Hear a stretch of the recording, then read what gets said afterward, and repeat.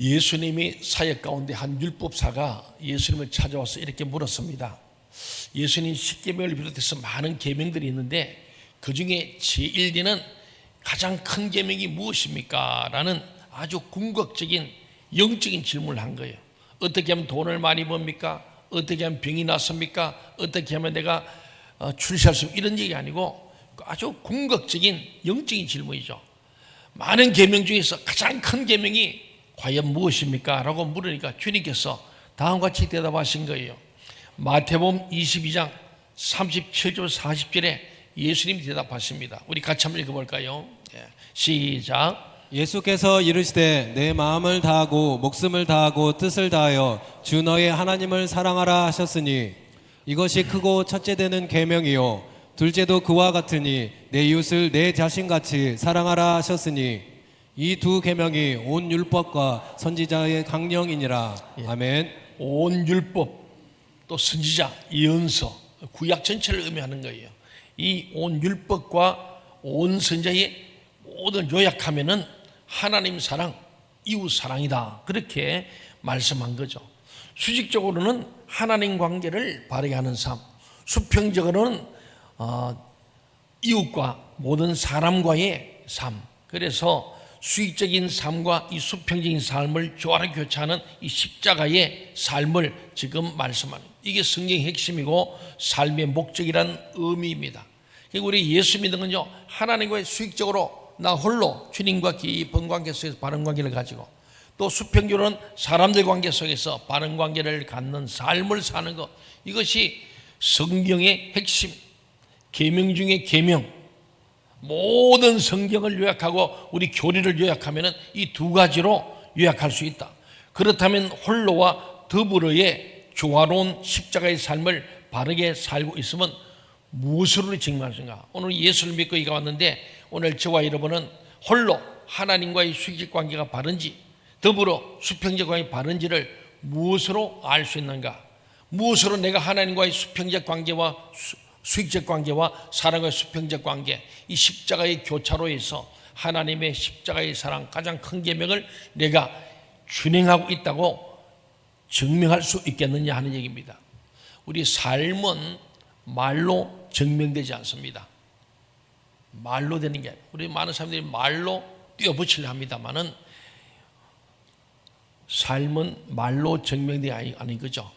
그래서 십자가의 삶을 완성할 때 주님께서는 오늘 본문 31절에서 이렇게 말씀합니다. 내가 만일 나를 위하여 증언하면 내 증언은 참되지 아니하되. 자기가 자기를 증명하려고 하는 것은 참된 증언이 아니란 거예요. 다 자기 주관적으로 나는 수익적인 홀로 관계, 수평적 더불어 관계를 나는 잘하고 있다고 말하는 것은 옳지 않다. 자기가 자기를 주관적인 것은 틀릴 수 있다. 그것은 자기 설명의 옳은 방법이 아니다. 그런 말씀. 만일 내가 나를 위해서 증언한다면 예수님이 자기를 위해서 자기를 증언하면 그 증언은 참되지 않다. 옳은 게 아니다. 그런 말씀한 거예요. 우리가 바른 십자가의 삶을 구현하고 있음이 세상 사람들이 평가에 증명되는 것입니까? 우리 사람 평판에 굉장히 관심 많습니다. 평판. 어떤 분이 와서 그래, 목사님, 저는요, 막 사람들이 평판하고 막 이 평판이 좋아지고 칭찬하고 이러면 힘이 나 이러는데 평판이 안 좋거나 그러면 힘이 빠져버립니다. 그게 사람이에요. 근데 그러면 안 된다는 거예요. 믿음의 삶은 사람들의 평판에 의해서 좌우되지 마라. 인기에 영합하고 팬덤 정치하듯이 팬덤 목회하면 안 된다. 사람들에게 기쁘게 하려고, 사람들 즐겁게 하려고, 사람들 기분 상하게 하려고, 시험되게 안 하려고 그게 인기에 영합하는 것은 바르지 않다는 거예요. 오늘 예수님이 하신 말씀이 굉장히 중요합니다. 그래서 주님께서 오늘 본문 33절, 34절을 통해서 이렇게 말씀했어요. 우리 같이 한번 볼까요? 시작. 너희가 요한에게 사람을 보내매 요한이 진리에 대하여 증언하였느니라. 그러나 나는 사람에게서 증언을 취하지 아니하노라. 다만 이 말을 하는 것은 너희로 구원을 받게 하려 함이니라. 아멘. 우리 주님께서 하나님의 독생자시고 메시아였으면 제일 먼저 증언한 사람이 누구냐? 세례 요한이었습니다. 그 주님께서는 내가 세례 요한이 나를 그리스도라 그러고 메시아라 그러지 않느냐 이렇게 말씀하신 적이 없어요. 사람들의 말을 인용하지 않은 거예요. 단 한 번도 세례 요한의 증언을 인용해서 당신이 그리스도라고 자신을 증언하신 적이 없었습니다. 중요한 얘기예요. 세례 요한의 사명이 예수님을 증언하러 온 자이 나는 준비하는 자의 예비자라 그랬어요. 그의 길을 척경결 평탄케 하고 길을 닦는 자라 그랬으니까 세례 요한이 내 앞에서 다 길 닦고 얘기했잖냐 이렇게 우리 그러잖아요. 사람들이 나를 그렇게 말하지 않소? 그러니까 내가 그런 사람이요 이렇게만. 주님은 그게 아니라는 거예요. 굉장히 중요한 말입니다. 그렇다면 우리가 홀로와 더불어의 십자가의 삶을 바르게 살고 있으면 대체 무엇으로 증명될 수 있을까 하는 겁니다. 주님께서는 36절에서 이렇게 대답하고, 그래서 우리요 성경에 보면 성경에 답이 다 있어요. 제 얘기가 아니고 예수님께서 어떻게 대답하신가 우리가 오늘 이 아침에 함께 보면서 내 생각대로 예수 믿으면 안 돼요. 사람들의 이야기에 끌려서 신앙생활하면 안 됩니다. 그거 틀렸어요. 우리는 오직 주님의 말씀 따라가야 할 줄 믿습니다. 아멘. 뭐 미국에 누가 어쨌고 영국에 누가 어쨌고 이게 중요한 게 아니에요. 예수는 뭐라 했냐 이게 중요해요. 저는 25년 설교의 핵심은 예수의 복음적 설교, 예수님이 뭐라고 했냐 이게 제일 중요해요. 오늘 우리가 멀리 갈 거면 있습니까? 예수님이 뭐라 했냐 중요해요. 우리 36절 같이 한번 읽어볼까요? 시작. 내게는 요한의 증거보다 더 큰 증거가 있으니 아버지께서 내게 주사 이루게 하시는 역사 곧 내가 하는 그 역사가 아버지께서 나를 보내신 것을 나를 위하여 증언하는 것이요. 이게 역사란 말이에요. 역사 뭐 역사한다. 하나님 오늘 역사해 주옵소서 하잖아요. 역사 이건 헬라어로 에로곤이에요. 에로곤은 일, 사업, 사역, 행사 이런 뜻이죠. 이게 하나님이 일하심이죠. 그것이 이 땅에서 드러남을 말한 거예요. 오늘 본문에서는 주님의 구원사역, 즉 구원자로서의 주님의 삶 자체를 역사라고 말하고 있습니다. 아멘. 우리가 홀로와 더불이 조화를 이루는 바른 십자가의 사람임은 오직 우리의 삶 자체로 증명됩니다. 주님께서 말씀하세요. 37절 같이 한번 볼까요? 시작. 또한 나를 보내신 아버지께서 친히 나를 위하여 증언하셨느니라. 누가 증언한다고요? 아버지. 누가 증언한다고요? 아버지께서. 친히 아버지께서 하나님이 직접 예수님을 증언한다는 거예요. 이게 중요한 거예요. 사람들이 온말하는 게 중요한 게 아니에요. 하나님이 나를 어떻게 평가하실까? 주님이 나를 어떻게 말씀하실까? 예수라면 어떻게 했을까? 이게 중요한 거예요. 우리는 늘 거기에 스탠다드가 있어야 돼요. 목사님, 어느 목사님인데 나 별로 중요하게 생각하지 않아요. 물론 참고는 할 필요 없습니다. 그래 와서 이제 비교하고 판단하고 뭔가 자기 주장을 그 사람이 끄집어서 자기 얘기를 입증하려고 하는 우리 인간적인 노력이 그렇잖아요. 논문이 뭡니까? 내가 생각하는 것 같은 사람의 주장을 끌어와서 풋노트 달고 내가 이렇게 생각하는데 이 사람도 이렇게 했다. 그러니 내 것이 흑우가 아니고 내가 하는 얘기가 상당히 일리가 있는 말이다. 이게 전부 다 논문입니다. 풋노트를 쓰는 게 밑에다가 딱 각조당해. 누가 하면 내가 내 생각인데 이 사람도 이 말했다. 이 사람이 말했는데 나도 이 말에 동의한다. 뭐 그런 얘기예요. 그런데 주님은 말씀하기를 사람 얘기 중요한 게 하나도 없다.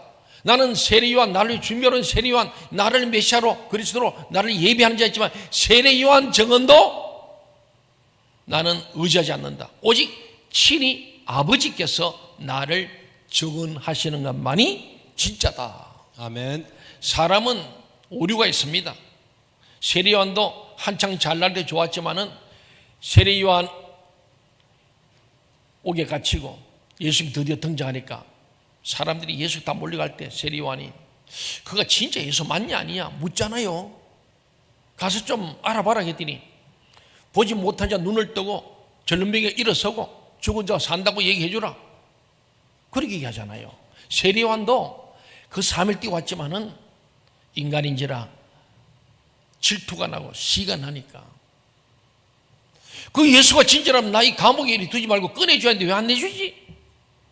자기 혼자 인기 다 차지하려고 그러나? 뭐 그런 생각의 비춰진 거예요, 제자들한테.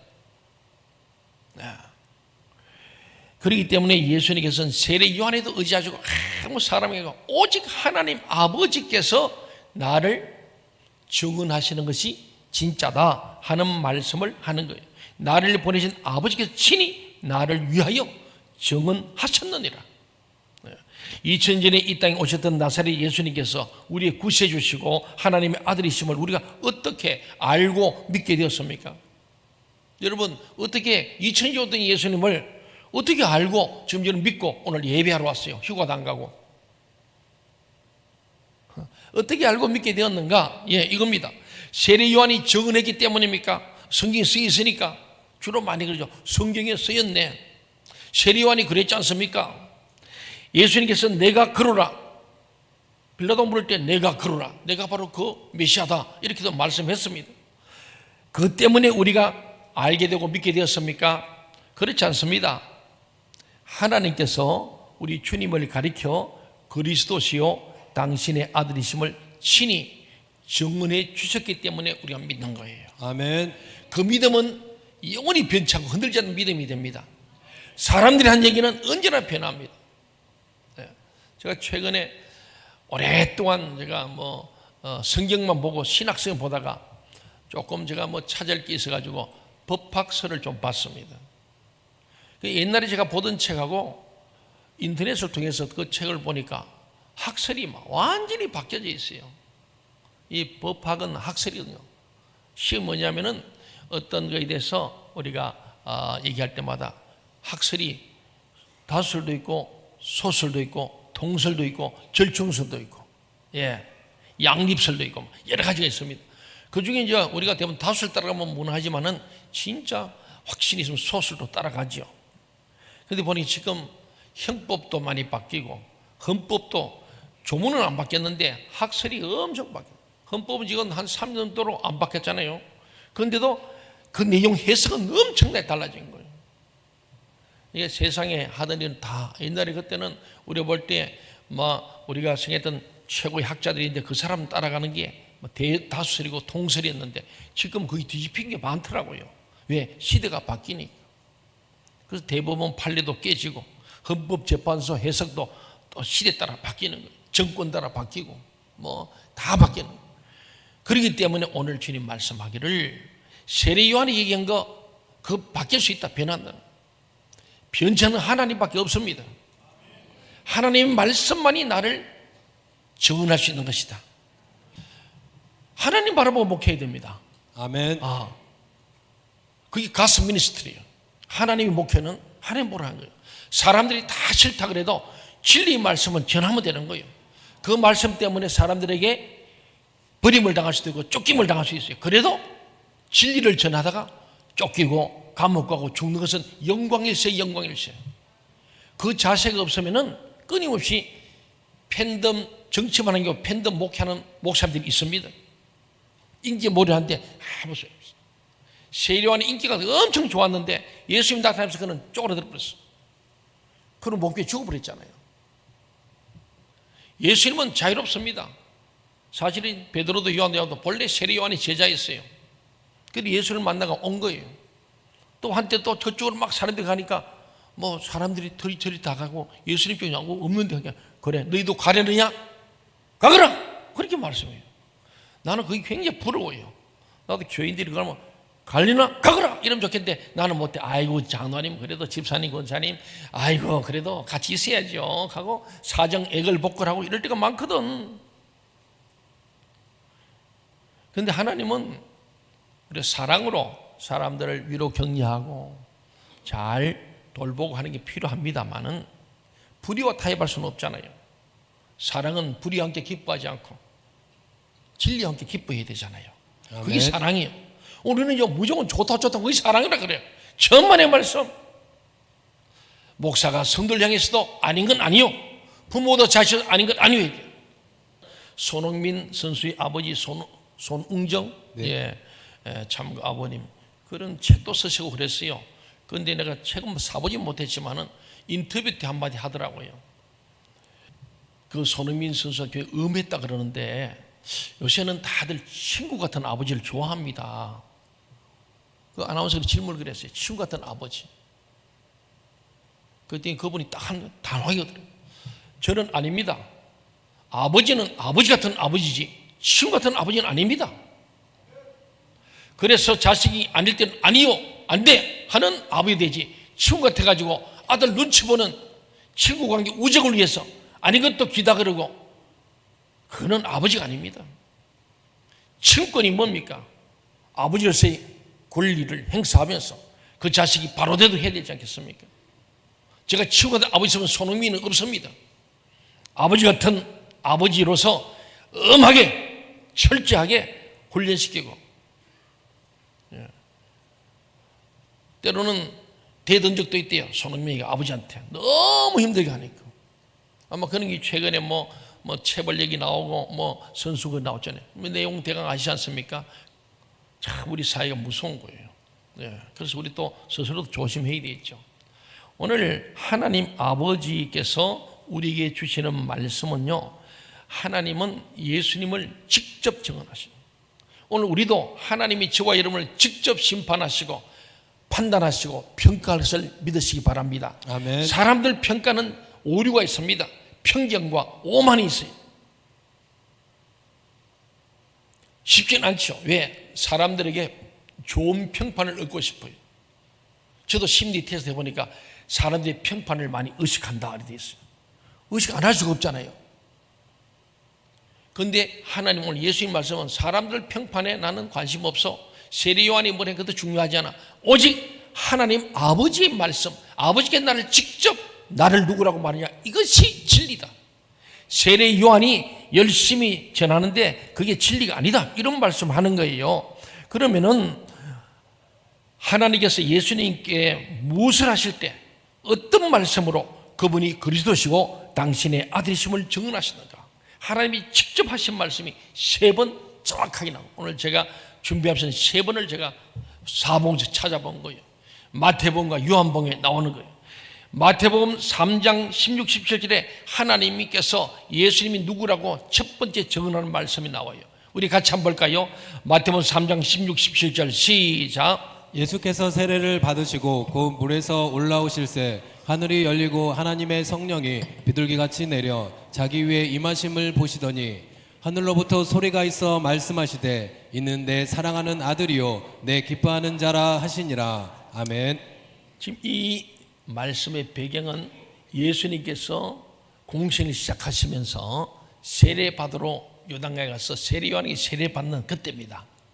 세례 요한이 나는 신들며 필요 없다 그러고, 어떻게 나는 예수님 아는데 내가 예수님 세례를 줄 수 없습니다. 그랬더니 예수님이 오늘 말씀대로 하신 거예요. 세례 받으셨죠. 이 예수님이 세례 받은 직후에 있는 하나님이 직접 증언하신 말씀이죠. 세례란 죄로 말미암아 죽을 수밖에 없는 인간을 위한 예식이죠. 죄를 씻는 예식입니다. 예수님은 세례가 필요하나요, 아니하네요? 필요 없는 분이에요. 왜? 죄가 없은 분이니까 세례가 필요하지 않아요. 그럼에도 주님께서는 이 세상 추한 인간들과 죄인들과 더불어 사시겠다는 결단의 표시로 세례를 받으셨습니다. 그때 하나님의 음성이 울려 퍼진 거예요. 그러니까 정말 이 땅에 죄가 많고 어렵고 비천한 이 사람들과 더불어 낮아지시고 함께 성육신에 살려고 세례도 받으심으로 똑같이 인간과 똑같아지신 예수님, 하나님이 죄인의 모습을 띠시는 예수님. 빌립보 2장은 저는 그는 근본 하나님의 본체시나 하나님과 동등됨을 취하시고 도리에 자기를 비워 종의 행체를 하시고 죽기까지 복종하시고 십자가에 죽으시리라. 차지나신 예수님의, 그러니까 우리는 예수 믿는 사람은 예수님이 이렇게 낮아져야 되고, 죄 없음에도 죄 있는 것처럼 죄인들을 향하여 중지하지 않는 예수님의 이 모습이 참 중요합니다. 그때 하나님의 음성이 울려 퍼집니다. 세례받을 필요가 없는데 세례받으시고 요단강 밑바닥 바닥까지 내려갔다가 다시 올라오신 예수님을 향하여 하나님의 음성을 울려 퍼지잖아요. 이는 내 사랑하는 아들이요 내 기뻐하는 자라. 그 순간이야말로 주님 안에서 이 수직적인 삶과 수평적인 삶이 조화를 이루기 시작하는 순간이었어요. 출발이었습니다. 두 번째, 하나님께서 예수님을 증거하게 나오는 게 그게 마태복음 17장에 나와 있습니다. 주님께서 제자 중 베드로, 요한 그리고 야고보 세 수제자, 아주 3명의 가장 가까운 제자들을 데리시고 변화산으로 가셨습니다. 갑자기 기도하시던 중에 주님의 얼굴이 해같이 빛나고 눈이 막 하얗게 깨끗해지고 막 빛이 광채가 나기 시작했습니다. 그뿐만 아니었어. 하늘에서 모세도 내려오고 엘리야가 내려와서 주님과 세 명이서 막 말씀을 나누는 장면을 베드로, 요한, 야고보가 본 거예요. 너무 황홀하고 신비스럽게 그지없는 광경이었어요. 그리고 기도를 마친 주님께서는 아무 일도 없다시 그냥 하산하시는 거예요. 그때 베드로가 확 붙들고 예수님, 여기다 우리 초막셋을 짓고 여기 그냥 삽시다. 내려가면 더 골치 아픈 일들이 얼마나 죄악된 세상에 변화산에 이게 신선처럼 삽시다 그런 거예요. 근데 예수님께서는 베드로의 간청에 미동도 하지 않으셨습니다. 그분께는 더불어 살아야 할 산 아래의 사람들, 비록 비천하고 볼품 없을지라도 내가 구원을 해야 될 사람들이 있기 때문에 오늘 제목처럼 구원을 받게 하려 함이냐, 아멘. 구원을 얻게 하려고 구원자로 된 구원자의 사명을 감당해서 또 죄악된 세상으로 골치 아픈 세상으로 언젠가는 십자가에 못 박혀 죽을 죽음의 자리로 내려가신 예수님이옵니다. 그때 하나님의 음성이 다시 하나님 마음이 합할 때마다 이 음성이 들리는 거야. 세례받을 필요 없는데도 세례받으시는 그 주님 앞에 이는 내 산아들 내 기뻐하는 자다. 오늘 이 산에서 변화산에서 그냥 거기서 신선으로 살면 돼요. 하늘 보좌에 올라가면 됩니다. 그런데 모든 걸 버리고 다시 이 땅으로 내려오시는 성육신 하시는 예수님, 하나님 마음이 합해서 그때도 똑같이 이는 내 사랑하는 아들이요 내 기뻐하는 자니 너희는 그의 말을 들으라. 마태복음 17장 5절에 나오잖아요. 한번 볼까요? 몇 사람이 의심스러워하는 것 같아서 같이 읽어봅시다. 시작. 말할 때에 호련히 빛난 구름이 그들을 덮으며 구름 속에서 소리가 나서 이르시되 이는 내 사랑하는 아들이요 내 기뻐하는 자니 너희는 그의 말을 들으라 하시는지라. 아멘. 그 순간은 주님 안에서 홀로의 삶, 수익적인 하나님과의 삶과 더불어의 삶, 수평적인 사랑과의 삶이 무르익는 순간이에요. 아까는 세례받을 때는 시작점이라면 여기는 이제 진행이 되어서 상당히 무르익어가는 거예요. 하산하면서 모든 죄인들과 함께 주님께서 나는 의인을 부르는 것이 아니고 죄인을 부르왔다는 그 말씀에서 죄인들 속으로 들어가시는 바로 수평적 수익적 삶이 아주 무르익는 순간이었습니다. 세 번째, 예수님에 대한 하나님의 세 번째 증거가 나오는데 그것은 요한복음 12장에 나타납니다. 거기 보면 12장 27절 28절인데 제가 보니까 표준 세 번역이 훨씬 더 실감이 있습니다. 같이 한번 볼까요? 네, 시작. 지금 내 마음이 괴로우니 내가 무슨 말을 하여야 할까? 아버지 이때를 벗어나게 하여 주십시오 하고 말할까? 아니다, 내가 바로 이 일을 위하여 이때에 왔다. 아버지의 이름을 영광되게 하여 주시옵소서. 그때 하늘에서 소리가 들려왔다. 내가 이미 영광되게 하였고 앞으로도 영광되게 하겠다. 오늘 이 말씀의 배경은 예수님이 예루살렘으로 입성하던 날이었어요. 낙이 타고 입성할 때 막 사람들이 나와서 호산나 부르고 종려나무 흔들던 그때입니다. 인간의 죄를 대속해 주시러 십자가의 고난을 자처하시기 위함이었습니다. 그러나 사실을 알지 못한 예루살렘 성민들은 막 정치적 메시아로 로마로부터 해방시켜줄 해방자로 왔다고 막 너무 좀 열광적으로, 저 북한에 가면 열광적으로 하는 거 알죠? 막 박수치고 막 그러잖아요. 지금 열광적으로 왜 로마의 앞에서 이거 언제까지 종도할지 모르는 이 상황에서 드디어 죽은 자도 살리고 병들 고치고 바다를 걸으시고 이만 능력자가 오시니까 저분이 탁 오면 로마 그냥 한 방에 날려버리고 우리 해방됐거든 해가지고 막 다 자기 이익이죠. 이 소위 추종자 예수 팬덤이 생긴 거예요. 이들이 며칠 지나서 예수를 십자가 못 박으라 그럽니다. 인간이 이런 거요. 아주 그래 비정해요. 다 그런 거 아니지만은 사람이 그러더라고요. 우리가 성도들도 잘 우리가 돌봐야 되고 또 성도들은 또 목회를 잘 돌보고 서로 사랑, 서로 돌봄에 대해 할 줄 믿습니다. 아멘.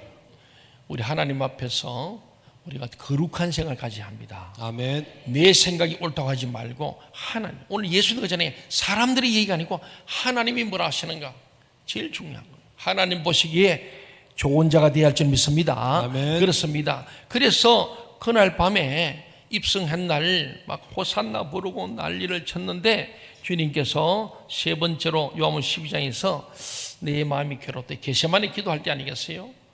그런데 아버지 이 시간을 벗어나게 하여 주십시오 하고 말할까 기도하는 생각하는 근데 아니다. 나는 바로 이 일 때문에 이때에 왔다. 모든 사람을 구원하려 온 거죠. 구원하기 위해서는 아버지의 이름을 영광스럽게 드러내십시오.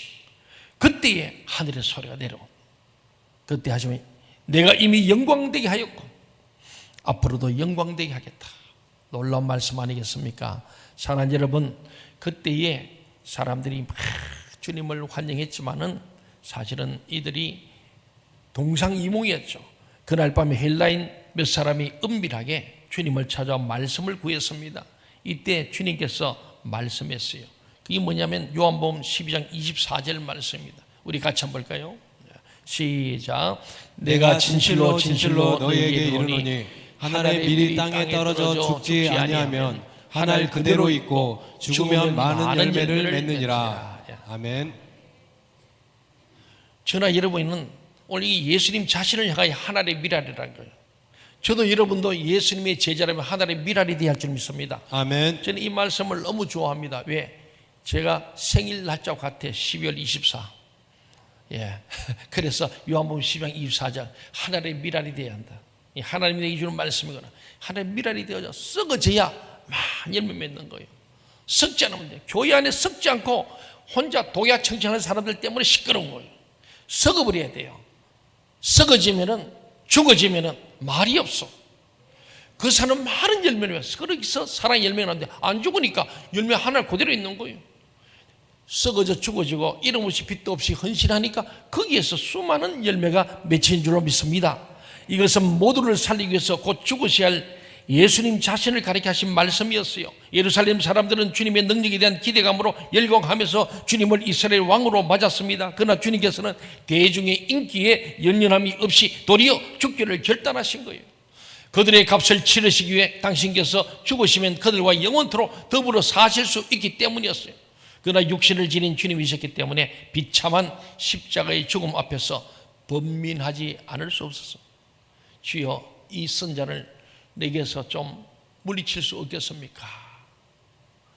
이 십자가의 고난을 내가 그냥 지나갈 수는 없습니까? 다른 방법 없습니까? 그런 생각을 했는데 그렇게 주님께 구하고 싶지만은 그것이 아니다. 왜? 내가 이 땅에 온 목적은 죽으러 왔다. 알기 때문에. 그래서 오직 주님이 영광 받으시길 아버지의 영광을 받기 원합니다 했더니 이미 내가 영광을 받았고 앞으로도 영광을 받을 것이다 하신 말씀 아니겠어요? 그래서 마침내 주님께서 고민하면서 너무나 육신을 가진 인간으로서 너무 고통스러움을 알기 때문에 주저하며 번민하시고 땀이 핏방울로 엉겨 나올 정도로 고통에 기도했지만은 마침내 주님께서는 하나님 아버지를 향해 간구했습니다.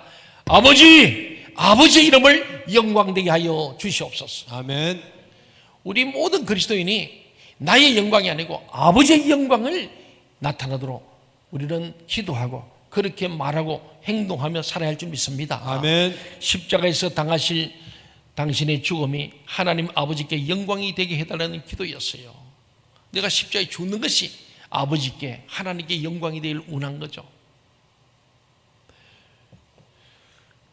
그때에 주님께서 참 주님의 그 십자가의 삶을 통해서 이미 영광을 받으셨다고 하나님 말씀하시고 또 십자가의 죽음을 통하여도 영광 받으실 것을 증명하신 거예요. 그 순간은 주님 안에서 이 수익적인 삶과 수평적인 삶이 완결되는 순간이었어요. 그게 바로 십자가죠. 교차하는 거예요. 수직과 수평이 교차하는 십자가의 삶. 이처럼 주님의 삶이 홀로 하나님과의 수익적 삶과 더불어의 수평적 이웃과의 이 교차를 이룰 때 하나님께서는 세 번에 걸쳐 주님의 독생자 되심과 그리스도 되심을 친히 증언해 주셨습니다. 동의하십니까? 아멘. 세 번에 걸쳐. 놀라네. 마태복음 7장, 또 마태복음 3장, 17장, 또 요한복음 12장에서 하신 말씀이 바로 이 말씀이죠. 예수님의 그리스도 되심과 하나님의 아들 되심은 주님의 말이나 사람들의 판단이 아닌 주님의 삶 자체가, 그리고 그 삶을 인정하신 하나님의 이 말씀이 증거가 된 거예요. 주님의 삶이 있고 그 삶을 하나님의 말씀으로 증언했던 이것이 진정한 증언이라고 말씀하는 거예요. 홀로와 더불이의 삶이 시작될 때가 첫 번째고, 그 삶이 무르익었을 때가 두 번째고, 마지막은 그 삶이 완결되는 십자가의 순간에 예수가 그리스도 하나님의 아들이시고 그리스도 메시아 구원자임을 드러내는 세 번의 사건으로 이어집니다. 예수님의 그리스도 되심과 하나님의 아들 되심은 주님의 말로 한 게 아니다. 자기가 자기를 증언하고 하나님 할 때 주님께서 본문을 통해 이와 같은 사실을 강조하시는 까닭, 사람의 말이 아니고 세례 요한도 아니고 내 말도 아니고 오직 하나님의 말씀으로만 내가 그리스도요 하나님 아들임을 증언하셨음을, 그래서 내가 그리스도인 것은 하나님이 증언하셨음을 입증하는 것이 그 까닭이 무엇이겠어요? 왜 그랬을까? 그냥 사람들이 예수님 맞다 그러면 그거로 되는데, 그냥 예수 오직 하나님께서 판단하신다는 34절이 그 해답을 주고 있습니다. 우리 34절 말씀 같이 한번 읽어볼까요? 시작. 그러나 나는 사람에게서 증언을 취하지 아니하노라. 다만 이 말을 하는 것은 너희로 구원을 받게 하려 함이니라. 예. 아멘. 나는 사람들에게서 증언을 취하지 않는다. 목사님, 김지수, 박지수 그러니까 내 말이 맞죠? 이렇게 하잖아요. 우리는요. 사람들이 그렇게 말하니까 그 정인으로 데려온 거예요. 근데 우리 주님은 그런 정인이 아니라는 거예요. 나는 사람에게서 정인을 취하지 아니하노라. 정인이 하는 정언을 내가 그것을 취하거나 인용하거나 그것을 증거물로 내놓지 않는다. 다만 이 말을 하는 것은 너희로 구원을 받게 하려 함이라. 구원, 목표는 구원이 있다는 거예요. 예수님께서 내가 그리스도 되시고 하나님 아들인 것은 너희로 하여금 구원을 얻게 하려, 구원을 받게 하려는 그 목적이다. 그래서 주님의 말씀은 다음과 같이도 계속되잖아요. 35절 보세요. 요한은 켜서 비추이는 등불이라. 요한은 등불이래요. 너희가 한때 그 빛에 즐거 있기를 원했다. 등불 보고 그게 진리고 그게 전부인 줄 알고 거기에 수많은 사람이 몰려갖고 요단강에서 세례 받았다마는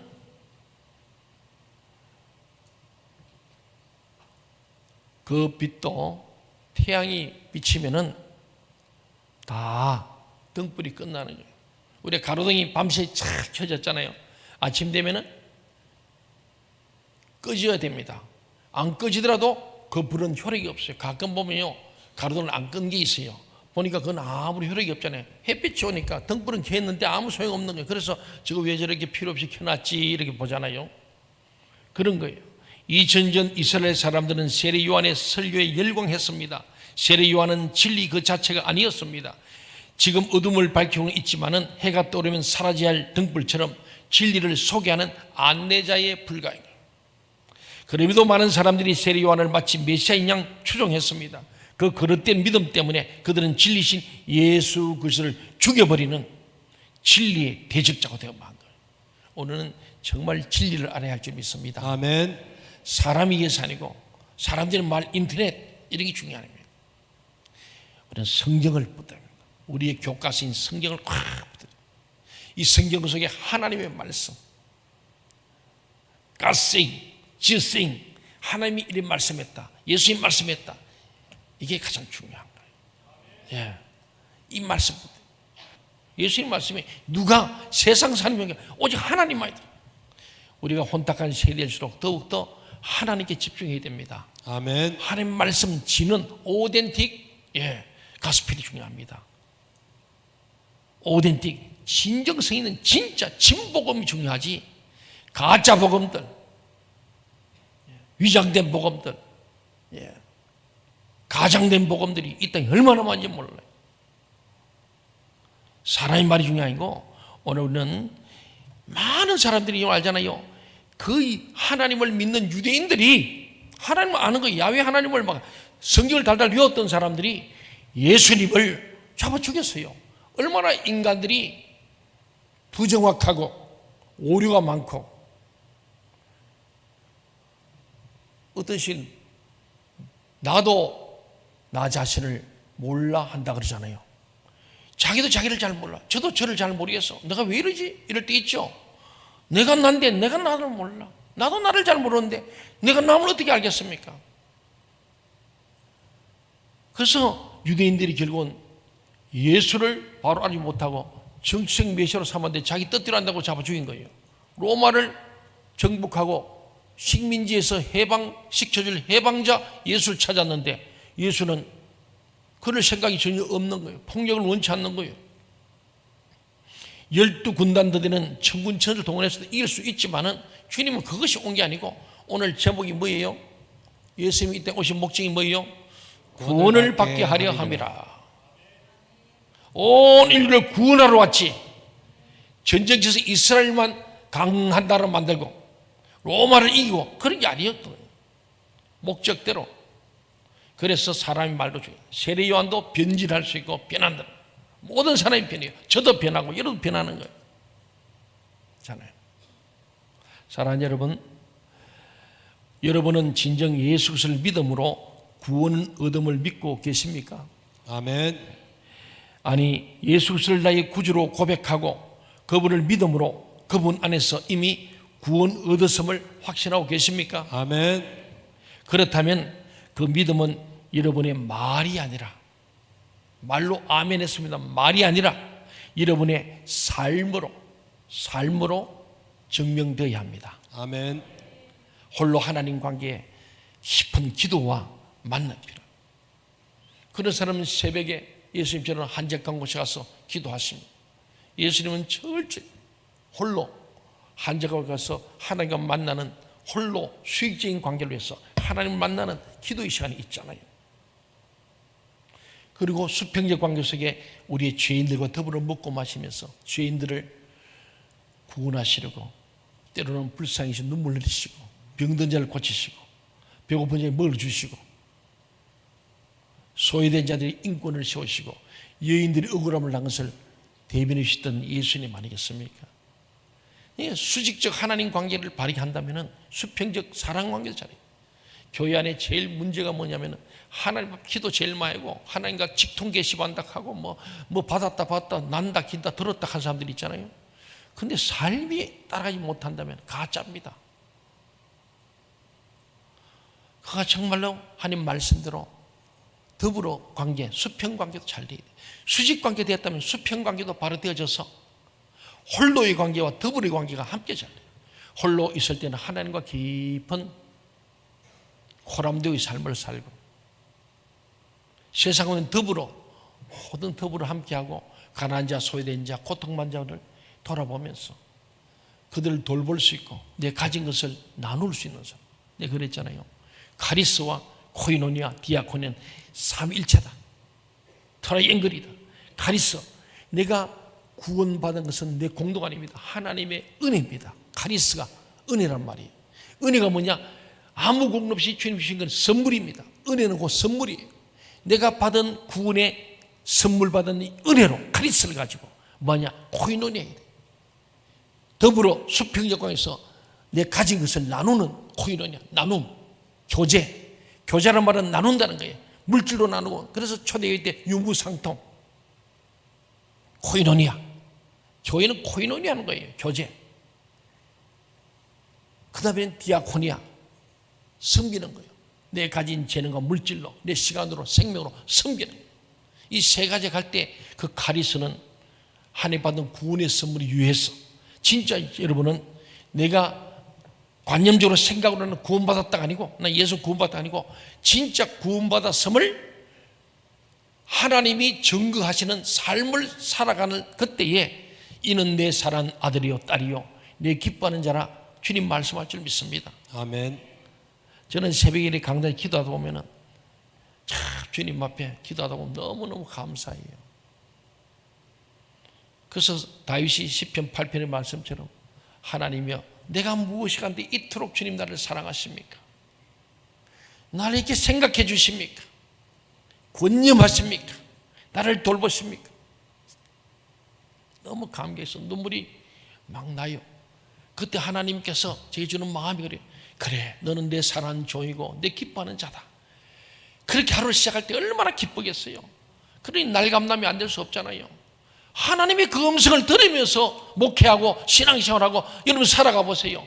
왜 슬퍼합니까? 왜 괴로워합니까? 왜 우울상하겠습니까? 세상은 아무리 유용해도 하나님 앞에서 너는 내 사랑하는 아들이요 내 기뻐하는 자라, 이 음성을 들을 수만 있다면 하나님께서 원하시는 삶을 살아갈 때에 그 음성을 하나님이 여러분이 들려줄 줄로 믿습니다. 여러분이 감동이 될 거예요. 그러니까 하루를 시작해도 새벽 끝나고 나면 찬송 콘도를 보면 우리 예수님께서 겟세마네 동산에 죽어가면서도 찬미하며 감남산으로 갔더라. 나는 그 말이 너무 멋있는 거예요.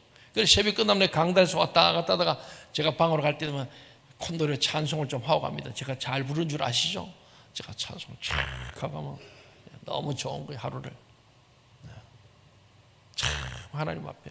여러분, 우리 신앙생활 하면서 홀로의 관계인 하나님과의 수기적 관계 속에서 깊은 단독자로 늘 기도로 하나님과 만나시고 대화할 수 있길 바랍니다. 아멘. 수평적 관계인 더불어 모든 성도와 더불어 모든 이웃과 이방인까지도 더불어 교제, 코이노니아와 디아코니아, 섬기고 나누는 삶, 내 모든 것으로. 그럴 때 하나님은 여러분에게 분명히 말씀할 겁니다. 너는 내 사랑하는 아들이요 내 사랑하는 딸이요 내 기뻐하는 자라고 주님 말씀할 줄로 믿습니다. 아멘. 그것이 감동이 되면서 여러분이 더 감격스러운 삶을 살게 되고, 그럴 때 날마다 감사하는 남자, 날마다 기뻐하는 여자들이 우리 교회에 가득 차게 되고, 여러분 가득에 아산시가 이 민족 가운데 감사와 기쁨 시편 100편의 그 찬양이 우리들의 노래가 되어지기를 간절히 소원합니다. 아멘.